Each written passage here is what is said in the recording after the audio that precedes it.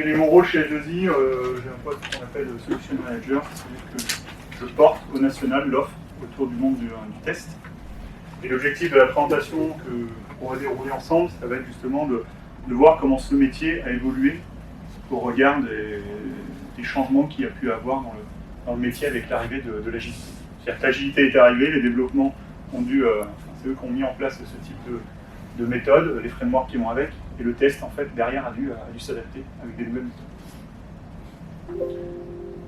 méthodes. Donc rapidement le sommaire, donc je vais rappeler un petit contexte parce qu'on va voir tous les projets ne sont pas appelés à aller sur de l'agilité et donc le test n'a pas évolué dans tous les cas de figure. Et au regard de ce contexte-là, quels ont été les impacts sur l'organisation, la stratégie et l'industrialisation dans le domaine du test. Donc déjà le contexte. Donc jusqu'à aujourd'hui, on parlait souvent d'un projet. Alors qu'est-ce que c'est qu'un projet? C'est des définitions que j'ai reprises, c'est pas moi qui les ai inventées. Le projet, c'est un ensemble d'activités coordonnées dans le but d'atteindre un objectif. On va tous se fixer un budget, on va se donner un périmètre, on va devoir respecter les délais. Le plus beau projet qu'on a, c'est celui que moi je viens d'organiser, c'est ma semaine de vacances au ski. Voilà. Je me suis pris mon budget, j'ai mon délai, le périmètre, c'est la station que j'ai choisie, et on doit tenir dans ce cadre-là. Le produit, ça va être dans une autre logique. Là, on va être plutôt dans une démarche de bien et de service qui doit répondre, c'est une activité créatrice et qui va répondre à un besoin. C'est-à-dire que l'utilisateur va nous exprimer un besoin, on va partir de sa douleur, il a souvent une problématique. Et c'est au regard de cette problématique, on va devoir, nous, trouver une solution. Donc c'est une démarche un peu différente. On ne connaît pas foncièrement le périmètre au départ, on va plutôt partir de la douleur de notre client. Donc au regard de ça, le process a évolué, un process que peut-être que vous avez déjà vu, je pense, c'est ce qu'on appelle le design thinking, où on va aller repositionner l'utilisateur au centre de notre préoccupation. On va aller chercher avec lui quelles sont ses douleurs justement pour pouvoir créer le produit qui va répondre vraiment à son besoin. Et après, les méthodes d'agilité qui vont avoir pour objectif de développer vraiment le bon produit. Ce double cycle ne fonctionne que si derrière on va pouvoir assurer des livraisons le plus fréquemment possible à nos utilisateurs pour qu'ils valident les hypothèses. C'est-à-dire que dans la phase de design thinking, on va lui mettre des hypothèses. En fonction des douleurs, on va lui mettre, il va dire mon problème il est ici, il est là. Nous on va dire normalement pour le résoudre c'est telle et telle hypothèse. On va développer et on va lui remettre entre les mains le produit pour que lui il valide ses hypothèses. Donc il faut aller assez vite pour respecter ce TTM. Et l'une des problématiques qu'on a quand on veut aller vite la plupart du temps, c'est qu'on fait du quick and dirty. On va très très vite, mais on ne fait pas toujours très très vite. Et lorsqu'on commence à faire les choses un peu mal, qu'est-ce qui va arriver? C'est que notre code il va être mal développé. Donc avec le temps, la maintenabilité du code va devenir de plus en plus difficile. Donc plus les releases vont arriver, plus le coût de maintenance va être important. Et le deuxième problème, c'est que si vous introduisez des anomalies, lorsque vous donnez le produit à votre utilisateur, il ne va pas valider vos hypothèses, il va regarder que les anomalies que vous lui avez introduites. Donc au lieu de lui apporter une solution, vous lui redonnez une autre douleur. Donc là, on a tout fait. Et c'est pour ça que finalement, le test, il a fallu l'introduire dans cette démarche-là, et il a fallu mettre le test en continu, justement pour s'assurer que le code est toujours de bonne qualité et qu'on va pouvoir donner un produit suffisamment bon à nos utilisateurs pour qu'ils puissent se concentrer sur les hypothèses qu'on a prises avec lui.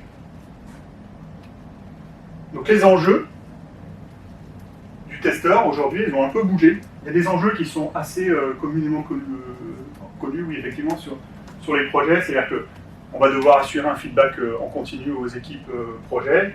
On va devoir donner de la visibilité sur la qualité. Et on va devoir sécuriser le delivery. Donc ça, c'est quelque chose qui est assez communément appliqué sur les activités de test. Mais derrière aussi, il va devoir avoir une vision expérience utilisateur, c'est-à-dire qu'il va devoir lui se projeter pour pouvoir se dire est-ce que le produit qu'on est en train de mettre en place répond bien à la douleur qui a été exprimée par notre client. Et donc il va être beaucoup plus dans une démarche produit. Donc là c'était le contexte, et donc au regard de ce contexte-là, comme vous voyez, la philosophie change un peu de notre métier, on va être un peu moins dans la notion de valider quasiment du fonctionnel. Et donc on a dû s'adapter en termes d'organisation, de stratégie et d'industrialisation. Donc on regarde déjà de l'organisation. l'une des premières évolutions, c'est que l'équipe de test, on est passé en mode intégré. Donc c'est une vraie démarche qu'on voit chez nos clients. De plus en plus, le testeur rentre dans l'équipe Scrum, ce qui n'était pas le cas jusqu'à maintenant. L'avantage, c'est qu'on va éviter l'effet tunnel. C'est-à-dire qu'on va éviter la spécification, le développeur qui est dans son coin, et puis ça passe au testeur, on ne sait pas trop ce qui se passe, on sait juste que 2 semaines plus tard, ça ne fonctionne pas. On ne sait pas ce qui s'est passé en fait. Donc on va éviter cet effet tunnel, et aussi le testeur va être dans une démarche d'apporter sa vision du test et essayer d'inculquer cette vision à l'ensemble des équipes, des personnes qui sont au sein du Scrum. Et après, on va aussi être dans une démarche d'amélioration continue. L'expérience utilisateur est l'affaire de tous. Comme je vous disais, voilà, le testeur il va devoir toujours inculquer cette philosophie un petit peu au sein du Scrum. Souvent, et lorsque, je ne sais pas si vous êtes un peu aguerri avec la certification ISTQB, voilà, certains la connaissent, on nous sensibilise sur le fait qu'il faut garder une indépendance dans le milieu du test. Effectivement, là, il y a un point de vigilance. C'est-à-dire que le testeur, comme il rentre dans le Scrum, il va partager, il va être dans une démarche, on va voir tout à l'heure, de collaboration. Par contre, il doit quand même garder son indépendance. Il ne faut pas qu'il se fasse influencer, et derrière, il doit garder cette vision en disant non, ce qu'on avait quand même spécifié, c'est ça, donc on doit valider cette partie. Il faut quand même qu'il garde cette dépendance, et ça, donc, il faut que la personne soit qu'il est intégré, qu'il devient aussi complètement partie prenante, et il doit garder son L'approche collaborative qui en découle, lorsque on est dans un mode assez classique, on a quasiment 3 rôles. On a un PO qui va exprimer un besoin.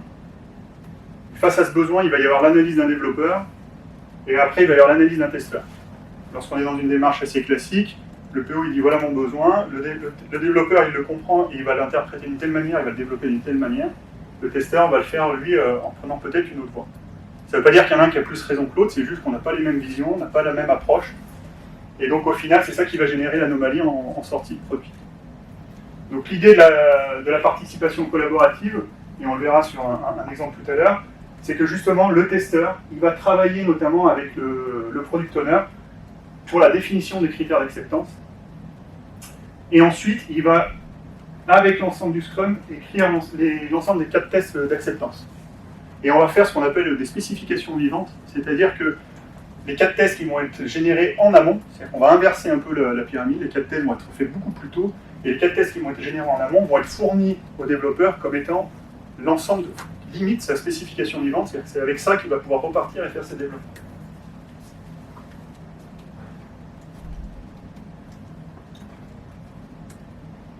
Donc comme vous voyez, l'organisation fait qu'on décloisonne les équipes. Voilà, le testeur maintenant il fait partie d'une équipe complètement intégrée. Le testeur devient quasiment un porte-parole de l'activité du test au sein de l'ensemble de l'équipe pour que cette notion-là ne soit pas mise de côté.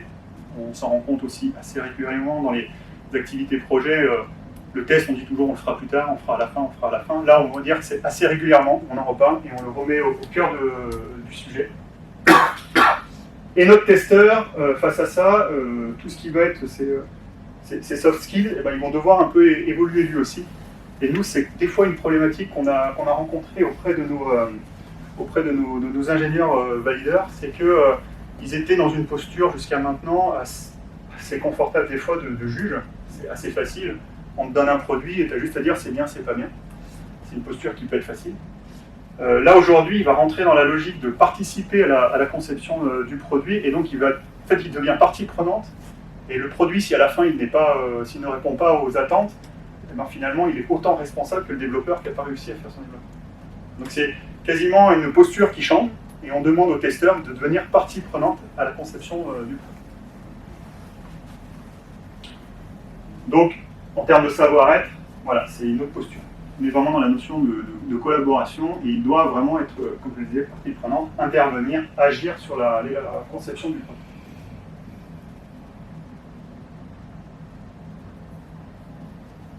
Le deuxième sujet, c'est l'évolution qu'on a pu voir au niveau de la stratégie.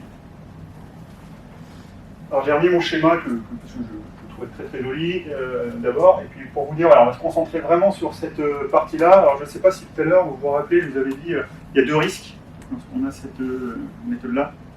Je ne sais pas si vous vous rappelez des 2 risques. Est-ce que quelqu'un pourrait m'en donner? Alors, il y avait deux risques. Le quick and dirty. Alors c'était le quick and dirty, et l'impact du quick and dirty, il avait sur deux aspects, qui étaient la problématique justement de la maintenabilité, voilà, et après la validation des hypothèses. Donc comme je vois, c'était pour ça, aujourd'hui, on a ces deux problèmes-là, et c'est pour résoudre ces deux problèmes-là qu'on va devoir tester en continu. Je vous ai montré le changement d'organisation, mais maintenant, ça va être l'impact d'un point de vue méthodologie. On va devoir se mettre dans une logique de tester en continu pour régler ces problèmes de maintenabilité, s'assurer que la qualité de code est toujours présente, et s'assurer aussi qu'on ne va pas introduire des nouvelles anomalies qui pourraient détériorer les validations de nos utilisateurs, et qui pourraient éviter de valider ultérieurement les hypothèses. L'une des premières méthodes de test, c'est ce qu'on appelle le Test Driven Development. Je ne sais pas s'il y en a qui sont aguerris avec cette méthode. C'est une méthode qui est assez répandue jusqu'à aujourd'hui, les parties prenantes sont les développeurs, c'est-à-dire que c'est une méthode qui est quasiment indépendamment de l'équipe de test. Ça se fait énormément sur les tests unitaires. Alors comment ça fonctionne? Normalement, le développeur, avant de lancer ses premières lignes de code, il doit écrire son cas de test unitaire. Il va le dérouler, le test bien évidemment sera KO, parce que le développement n'a pas été fait, et il va faire le développement minimum pour faire passer un test KO à un test OK. Et quand le test est OK au niveau unitaire, il passe à la feature suivante. Il y a une partie refactoring, c'est-à-dire que quand on en a développé plusieurs, on s'assure qu'on a bien une correspondance au niveau du code, et s'il faut faire un petit peu de refactoring. Voilà. C'est une méthode qui est assez facile à mettre en place, parce que le développeur travaille assez de manière... Vous voyez, il y a très peu de parties prenantes, il va le faire vraiment dans son coin, et qui présente les avantages, voilà, le code est développé, optimisé très rapidement, et comme je veux dire, facile à mettre en place, et peu coûteuse en termes de temps.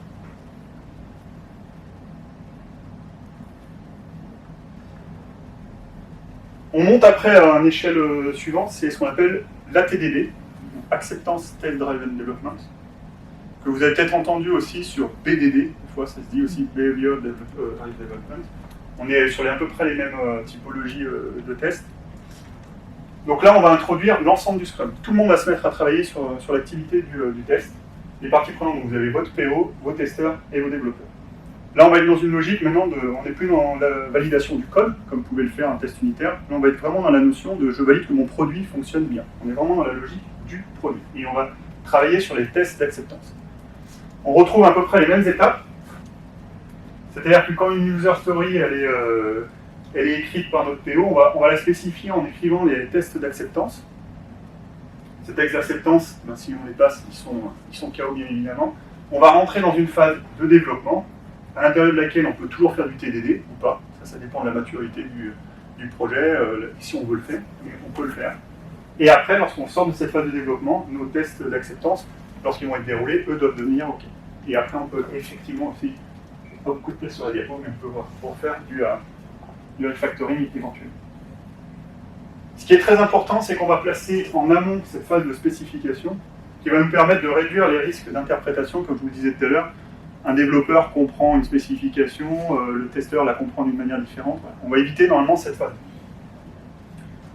Et comme l'intervention de l'équipe se fait en amont et se fait aussi en sortie, en fait, voilà, tout au long du cycle, toute l'équipe est sensibilisée à l'activité du test. Alors sur le papier, c'est très beau, par contre, il y a quelques points de vigilance.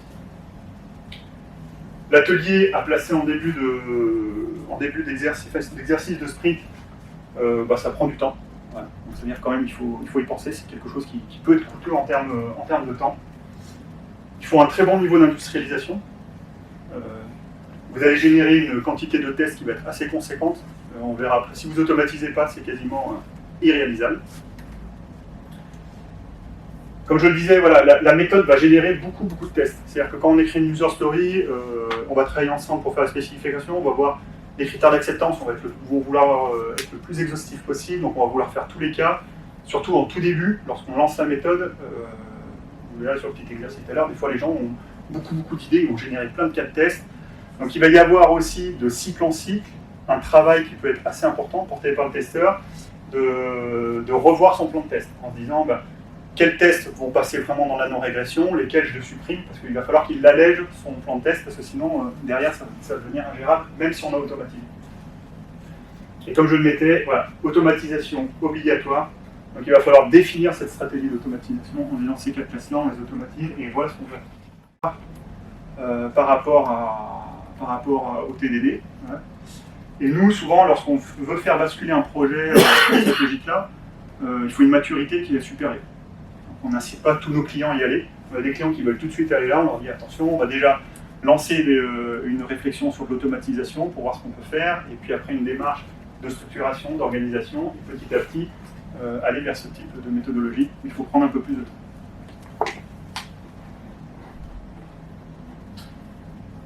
Donc, je voulais vous proposer un tout petit exercice. Alors, c'est une conf qui a été faite, vous voyez, entre Rennes et Nantes, j'aurais pu prendre le temps de changer en étant Toulouse.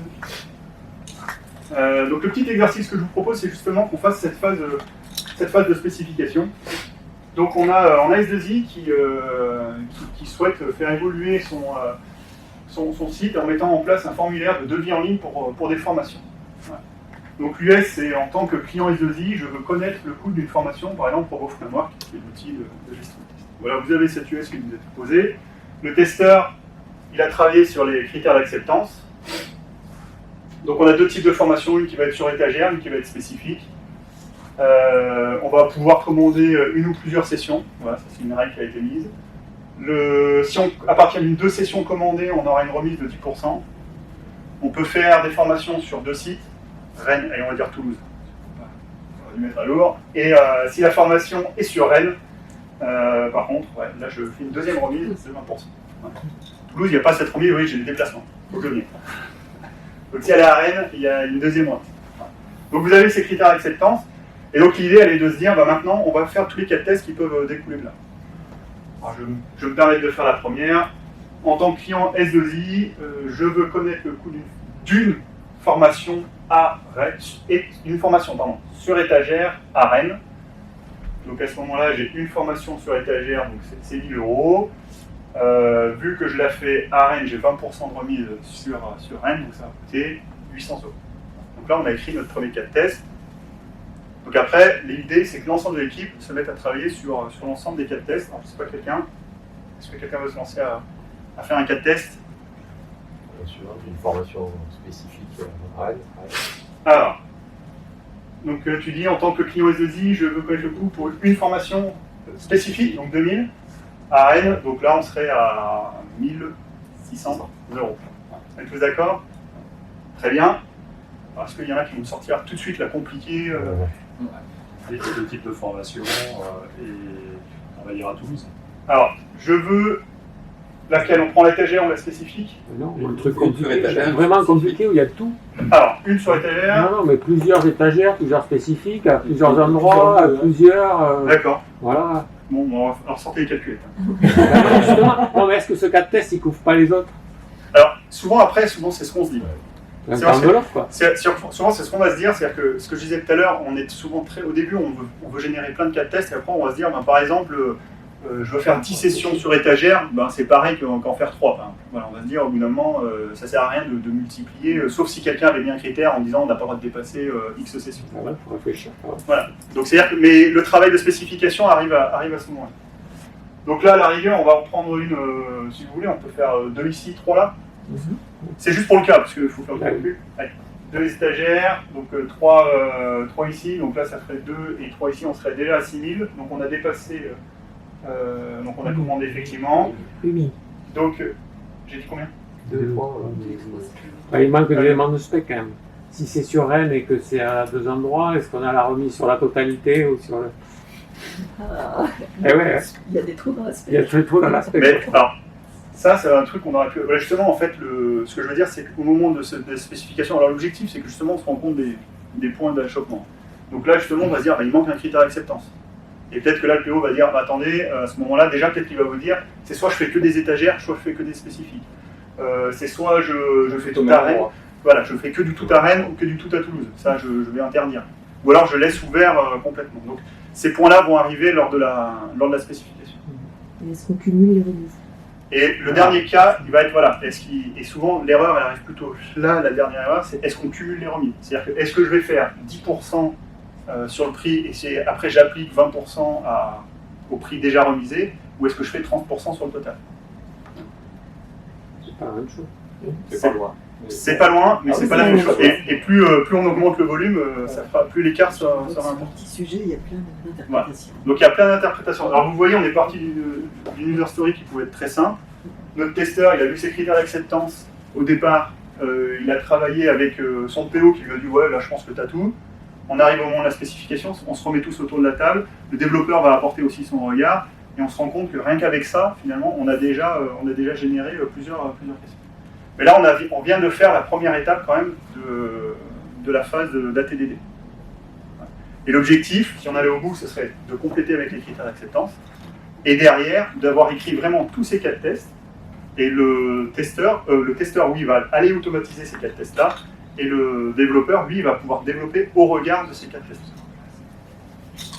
Comment ? Ça existe depuis des années, puisque bon, Original Board, au niveau du CNES, dans les années 90, on faisait déjà ça. Oui. Mais vous faisiez aussi en amont, avant les développements ? Oui. Donc au final, on fait que revenir sur des choses qui ont déjà été utilisées, mais qui ont été souvent oubliées. Ah non, ouais. Parce que jusqu'à maintenant, on va dire les dernières tendances, c'était plutôt le testeur arrivé en dernier, et ce travail qu'il faisait, il le faisait dans son coin, à partir de specs qui lui avaient été donnés par la MOE.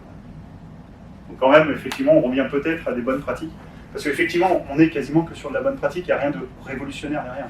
On ne veut pas révolutionner. On veut juste remettre des pratiques qui vont nous permettre d'avoir une bonne visibilité du produit qu'on souhaite obtenir pour éviter les problématiques d'interprétation. Ce que je voulais aussi vous montrer, juste par ce petit cas d'exemple-là, c'est qu'on peut effectivement aussi générer très vite et on peut diverger en créant plein de cas de tests. Et effectivement, derrière, il va falloir travailler en se disant est-ce que tous sont pertinents ? Est-ce qu'il ne faut pas reconverger et retrouver une solution où on n'aura vraiment que les cas de tests qui nous permettent de s'assurer que le produit est répondu.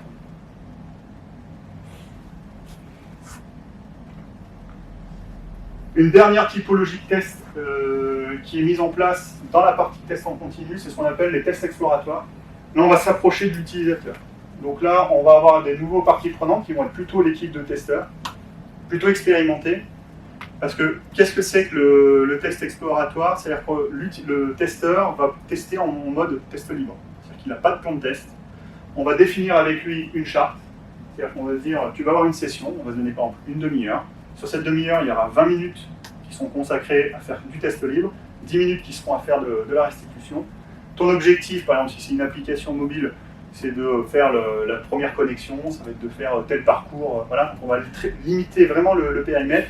Et l'objectif, il est que les personnes qui vont tester puissent le faire en ayant imaginé tous les parcours possibles et inimaginables. Pourquoi ? Parce que les outils qu'on vous a montrés avant, les démarches qu'on vous a montrées avant, en fait, on va toujours faire les mêmes parcours. Voilà. Surtout si on automatise derrière, le robot, il fera toujours la même chose. Et derrière, on peut éviter d'avoir des parcours qui vont arriver.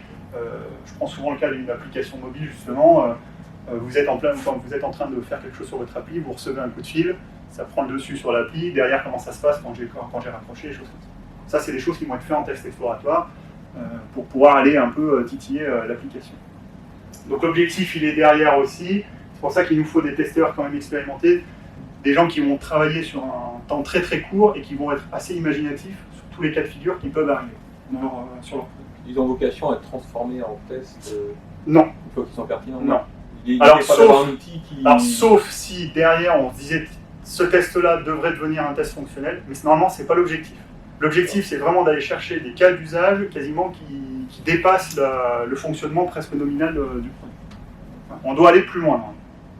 Et c'est pour ça que d'une session à une autre, il y a très peu de reuse. Voilà. C'est-à-dire qu'on va recommencer une session peut-être plus tard et le parcours va être peut-être complètement différent. Donc il n'y a pas foncièrement de vocation. Par contre, il nous arrive des fois sur ces sessions-là de se rendre compte qu'un cas de test a été oublié. On se dit, au final, celui-là, il n'est pas si idiot que ça, et là on le fait. Mais ce n'est pas normalement la première vocation du cas de test. Donc là, on se le fait à la main. Quoi. Ouais. Il n'y a pas une idée de Non. récupérer les tests. Et en plus, il y a pas on n'écrit pas le cas de test. C'est-à-dire que le cas de test, on l'écrit. La personne, en fait, vu que c'est vraiment timeboxé, il a une demi-heure, il va vraiment prendre l'appli et il le fait dans tous les sens. Il n'écrit pas son plan de test. Donc il ne se rappelle plus comment il a fait planter. C'est l'un des inconvénients. C'est l'un des inconvénients, et c'est pour ça qu'il nous faut une expérience quand même testeur assez importante. C'est-à-dire qu'il faut quand même quelqu'un qui ait une maturité pour très vite retrouver le parcours qui lui a peut-être permis d'arriver à l'anomalie. Alors souvent derrière, on génère l'anomalie. L'anomalie peut nous permettre, lorsqu'on définit l'anomalie, il faudra être très précis sur le step to reproduce, et là peut-être on aura un cas de test qui va se dégager. Mais cette typologie de test-là, normalement, on va dire qu'il y a très peu de préparation en amont, même quasiment aucune, si ce n'est d'écrire un peu la charte qui définit le périmètre. Derrière, le seul retour, le seul livrable, c'est quasiment les anomalies. Il n'y a pas de plan de test qui est généré.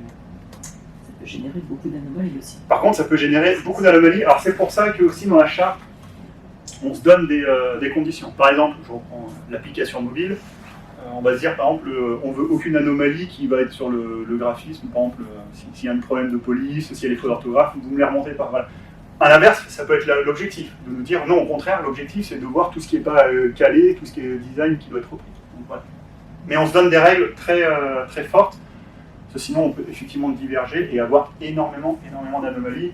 Et l'un des travaux qu'il y a à faire après, d'ailleurs je le mettais aussi dans la rigueur de la remontée des anomalies, c'est que derrière il va y avoir un travail de se dire est-ce qu'on l'apprend, est-ce qu'on l'apprend pas.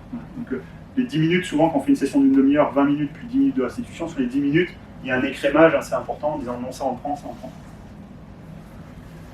Donc là, c'est les testeurs effectivement qui font cette partie-là, et sur la partie après analyse, le PO peut venir et dire je prends ou je prends. Donc voilà, une dernière typologie de test qui nous permet d'être au plus proche de l'utilisateur, parce que c'est lui comme ça qui va l'utiliser, l'application, et qui va nous permettre de savoir si le produit répond. Alors en musique, la stratégie, comment ça se fait? Alors ça c'est plus d'un point de vue à peu près conception. Votre responsable de validation normalement va vous définir une stratégie globale qui a pour vocation, comme je le mets ici, de dire comment je fais mes tests en termes d'environnement, en termes d'outillage, de méthode. Voilà. Donc ça c'est la stratégie globale. Elle va nous dire qui, c'est-à-dire qu'elle va donner les rôles des uns et des autres. Et après, sprint à sprint, on redéfinit une stratégie. En disant, cette stratégie-là, on va définir vraiment le périmètre. Quel effort on va faire sur tel sprint. On va le définir de sprint en sprint. Et si, effectivement, les évolutions qu'il peut y avoir sur est-ce qu'on fait un effort sur la non-régression ou des choses comme ça. C'est de sprint à sprint qu'on va définir cette stratégie. Ce qu'on utilise beaucoup, nous, côté Rennes, je ne sais pas si vous connaissez le quadrant de Hellmaric. Je ne sais pas si c'est quelque chose que vous avez déjà vu.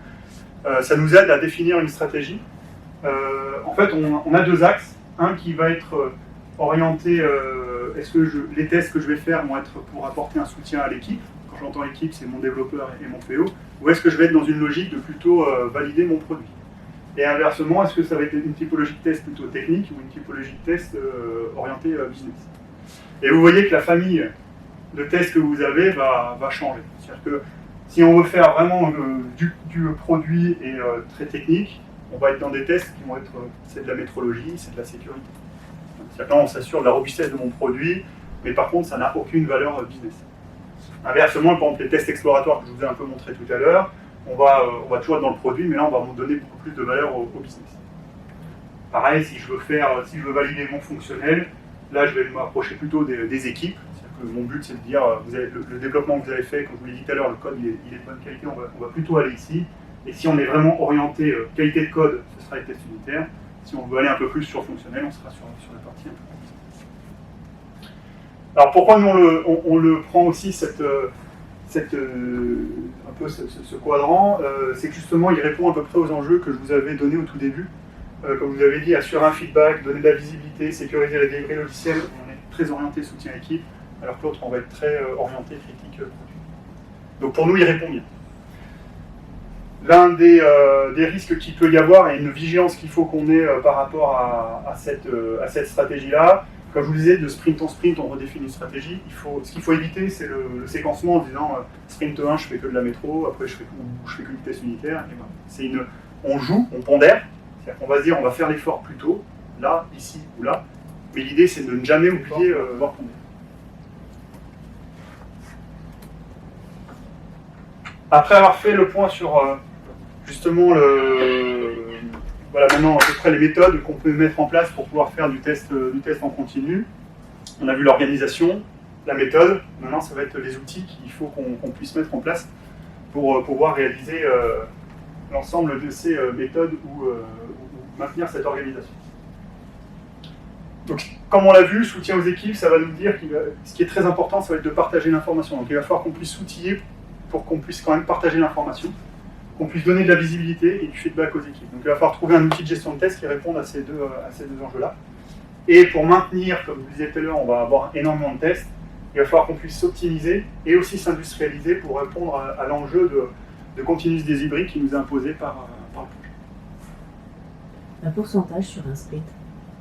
Comment La proportion ou le temps qu'il faut mettre sur le charge d'un sprint par rapport au test. Si on fait rentrer la partie test ou l'équipe test dans une équipe sprint au global avec le dev, etc., en vélocité ou autre, voilà, c'est quoi un peu la pourcentage de cette équipe?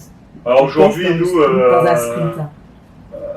aujourd'hui, en termes de, on parle plutôt d'équipe, c'est-à-dire que souvent une équipe, quand il y a 2 développeurs, on va mettre un testeur derrière. À peu près 2 développeurs pour un testeur. En sachant que le rôle, vu qu'on intègre, le rôle va aussi des fois se décloisonner. C'est-à-dire qu'un testeur va faire de l'automatisation, mais certaines parties de l'automatisation ont peut-être été aussi portées par un peu le développeur ou des choses comme ça. Le testeur va pouvoir aider le PO. Donc, mais nous, la proportion, quand on est dans une... voilà, on est sur cette logique un peu de 2 pour 1. Merci.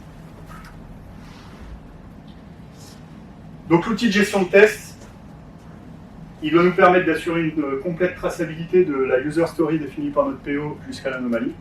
Le plus important, quasiment, souvent on parle beaucoup d'anomalies, voilà, on dit quelle est l'anomalie, mais le plus important, c'est pas de savoir c'est quoi l'anomalie, c'est quel est l'impact sur la user story. Le plus important, c'est de dire c'est cette user story qui n'est pas rendue, parce que faut pas oublier que la validation a pour objectif de dire votre produit peut aller en production, et si vous y allez, telle user story est rendue, et celle-là n'est pas rendue. Donc il faut qu'on puisse avoir cette traçabilité complète. De mesurer des taux de couverture, de fournir des états d'avancement pour donner de la visibilité, c'est le plus important, et assurer le reporting. Nous, chez S2I, aujourd'hui, alors on a été très très longtemps Quality Center. Je pense que vous connaissez tous cet outil-là. Aujourd'hui, alors c'était aussi beaucoup porté par nos clients. On avait pris une solution aussi lorsque nos clients n'avaient pas de Quality Center. On allait beaucoup sur du SquashTM. C'était une solution qu'on avait longtemps utilisée. Aujourd'hui, on a basculé et on est passé sur du X-Ray. Je ne sais pas si vous connaissez ce plugin X-Ray qui en fait s'ajoute à Jira.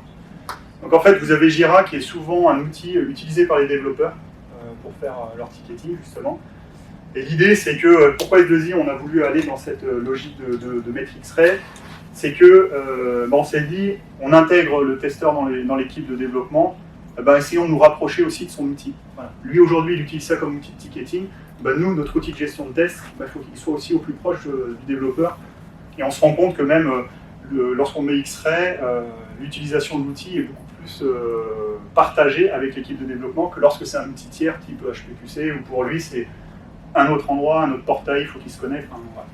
Donc on a une adhésion beaucoup plus forte lorsqu'on utilise du X-Ray.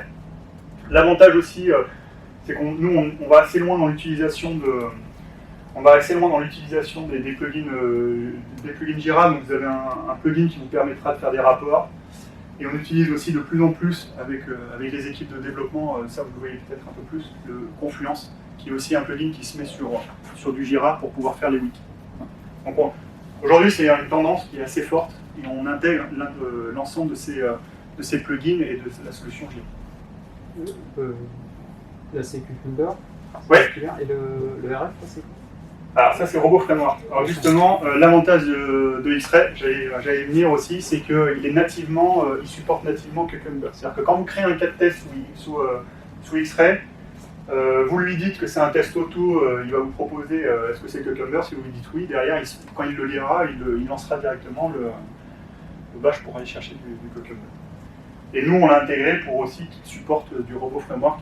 Je vais venir après, juste, voilà, je ne sais pas si vous connaissez Robo Framework, mais c'est un outil d'automatisation orienté à TDD.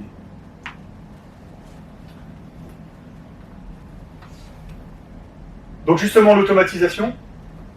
Alors pour parler d'automatisation, avant de dire voilà on va tout automatiser, la première chose à faire c'est qu'il faut définir une stratégie. C'est-à-dire qu'est-ce qu'on va automatiser, quelle typologie de test est automatisable et comment on va définir cette stratégie. Nous lorsqu'on travaille avec nos clients justement, on passe du temps quand même à définir cette stratégie avec eux. Pas se lancer tête baissée sur l'automatisation. Souvent, une stratégie qui a mal été préparée au départ fait que le résultat de l'automatisation, souvent, elle n'est pas au rendez-vous et que derrière, on a des clients qui sont insatisfaits. C'est-à-dire qu'ils nous disent mon coût de refactoring il est important, c'est pas les bons tests, j'ai un mauvais taux de couverture. Donc prenons le temps de se dire quelle est la bonne stratégie. Alors, on s'appuie un peu aussi, toujours pareil, sur notre chaque quadrant de numérique. Et derrière, nous, la stratégie souvent qu'on a, du coup aussi peut-être un peu de source, mais c'est toujours bien de le réécrire, c'est que tout ce qui va être technique déjà, eh ben, l'objectif c'est d'automatiser. Que ce soit du test unitaire, du test de métrologie, l'idée c'est qu'on soit le plus proche de 100% d'automatisation.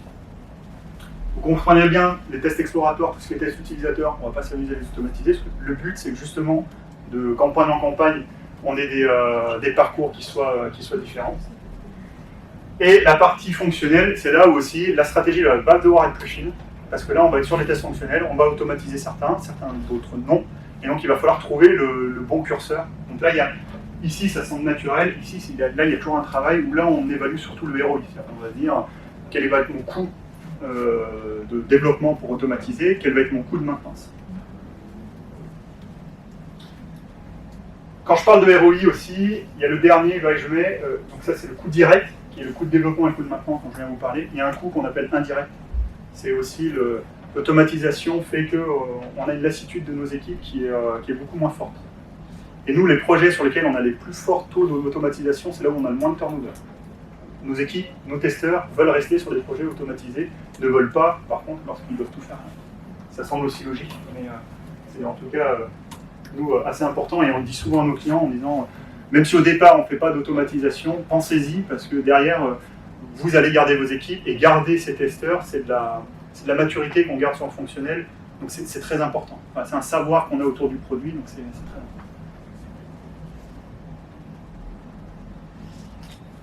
Les outils, ça c'est sur un slide que les gens aiment bien, tous les outils partent avec leur liste à la travers. Donc pour commencer, alors là on est sur des tests unitaires, c'est des outils assez classiques avec du sonar que vous connaissez aussi sans doute, qui permet de valider la qualité de code. Au niveau des techniques, là on est sur des tests de robustesse que vous pouvez avoir avec du Gatling ou du JMeter, sur du web service. Checkmarks, je ne sais pas si vous connaissez Checkmarks, ça va être un outil de test de sécurité. Donc là, ça va vous tester en fait finalement toutes les failles qui peuvent être relatives à des librairies qui ne seraient pas à jour, des choses comme ça. Donc Checkmarks, c'est une solution S2I aussi, enfin, c'est pas une solution S2I, c'est une solution que S2I utilise pour tous ses projets de développement, pour valider qu'il n'y a pas de régression au niveau de la sécurité de version en version. Une typologie de test qu'on voit apparaître, une typologie de test qu'on voit aussi apparaître, c'est le KO Engineering. On va en parler après sur le DevOps 2020. Je ne sais pas si c'est le Chaos Engineering, si c'est une typologie de test que vous voyez arriver sur vos projets. Nous, en tout cas, on le voit. Alors, je ne sais pas si quelqu'un aussi. Vous connaissez tous ou pas du tout. Alors, le principe, notamment l'outil qui s'appelle KO Monkey, ça a été mis en place par Netflix. Donc, on n'a rien inventé côté S2I. Mais le principe, c'est imaginez que vous mettiez un singe dans une salle serveur. C'est le principe du test. Et lui, il va s'amuser à débrancher un peu tout et n'importe quoi. Donc l'idée, ça va être d'avoir un robot qui va aller couper des services, qui va aller changer des confs de manière complètement aléatoire. Et de savoir quelle va être la résilience de mon système par rapport à... Donc quand on est sur des très gros systèmes, où la qualité de service doit être maintenue, c'est de se dire comment dans un mode dégradé mon produit réagit, et ça c'est la première chose. Et la deuxième chose, c'est quand mon service revient, est-ce que je retombe sur mes pattes? Parce que souvent, il y a le deuxième problème, les confs remontent, le serveur s'est rebranché, mais en fait, finalement, derrière, plus rien ne marche. Donc, le KO Engineering va être cette typologie de test-là, à se dire comment réagit mon système lorsqu'il est passé par une phase dégradée, pendant et après. Donc ça, c'est une typologie, je vous dis, qu'on voit de plus en plus arriver. Et sur les tests fonctionnels, donc Cucumber, on l'a vu tout à l'heure, donc ça, c'est vraiment pour faire du test fonctionnel sur du web, des choses comme ça. Appium, c'est une librairie, je ne sais pas si vous connaissez, c'est surtout pour les tests mobiles. SOAP-UI, c'est très connu. Et donc, Robot Framework, qui est une solution également retenue par S2I. Donc, nous, on préconise énormément du Robot Framework. C'est une surcouche, Robot Framework, qui va nous permettre d'écrire des cas de test via des mots-clés en langage naturel. Ces mots-clés vont aller s'appuyer sur des librairies, qui peuvent être des librairies Selenium, qui peuvent être des librairies Appium ou même SOAP. Et derrière, en fonction de ça, vous allez pouvoir adresser des typologies de tests. Donc nous, pourquoi on a retenu cette solution, c'est qu'aujourd'hui, on a des projets, on en a un pour un opérateur télécom sur Rennes, où en fait, on valide pour lui une offre de VoIP. Donc c'est une offre qu'il a pour ses entreprises de téléphonie sur IP. Et il nous demandait d'automatiser et la partie téléphonie, donc c'est toute la partie SIP, et en même temps, dans son offre, il a un portail web qui lui permet de faire de la configuration de poste, et il nous demandait d'automatiser aussi toute cette partie web. Donc en fait, RoboFramework, c'est la solution qu'on lui a mise, c'est-à-dire que les mots-clés qui ont été créés, il les voit, les plans de test, c'est les mêmes, c'est le même outil qui est utilisé, sauf que derrière, ça ne va pas être les mêmes librairies qui vont être appelées. Mais pour le testeur, lui, en fait, il n'a qu'un seul et unique outil, qui est RoboFramework. Et en fonction des mots-clés qu'il va utiliser, il va soit aller faire de la typologie technique, test SIP, soit aller faire de la typologie plutôt web avec UC. Mais l'avantage, c'est qu'on met une seule et unique interface, on ne multiplie pas en frontal les outils.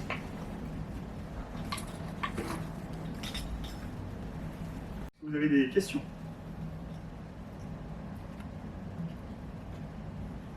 Quelle est un peu la maturité et les dernières avancées qu'on voit en matière d'automatisation?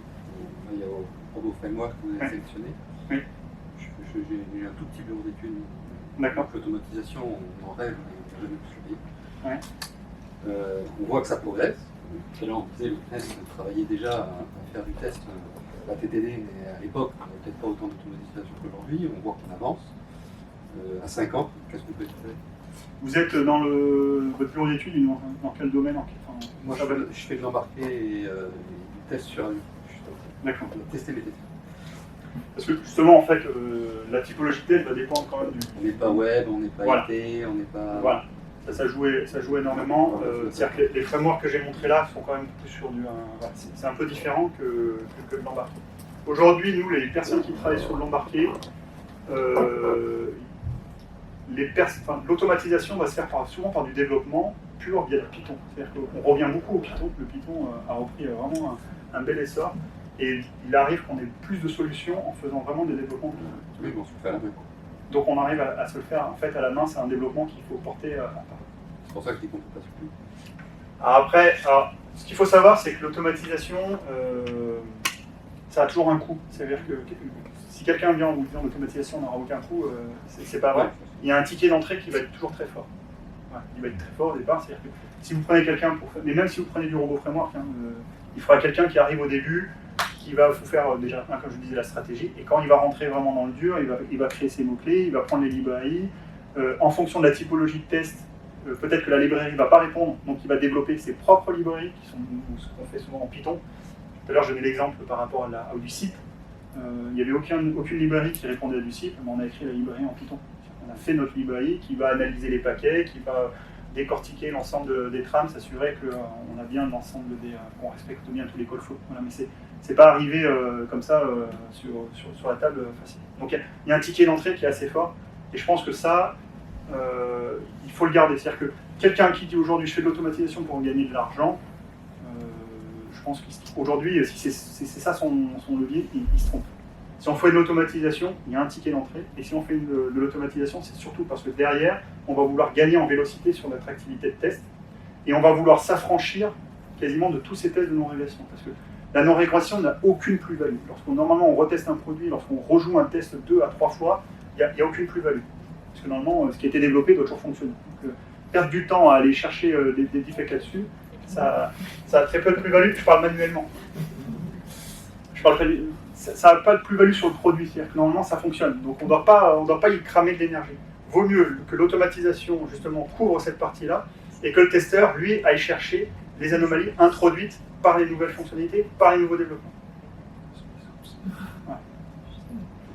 Je ne sais pas si ça répond vraiment à votre question, mais l'idée derrière, alors peut-être par rapport à votre domaine, ça sera plutôt du Python, qui est une solution déjà avantageuse. Non, mais c'est plus les robots à 5 ans, comment est-ce qu'on les voit évoluer? Aujourd'hui, on a des technos, on a de l'automatisation qui est très adaptée à faire du web, du mobile, sur des secteurs très particuliers. Et là, on a RoboFramework où on se dit, bon, allez, en développant quelques livres, on peut y arriver. Ce qui est nouveau, ce qui est relativement nouveau. Hier, on ne l'avait pas. On faisait du Python pur et dur, de A à Z, et puis on se faisait son séquenceur et tout ça. Qu'est-ce qu'à 5 ans on peut arriver à espérer? Est-ce que c'est Robot Framework tout seul qui va exploser et qui deviendra la norme?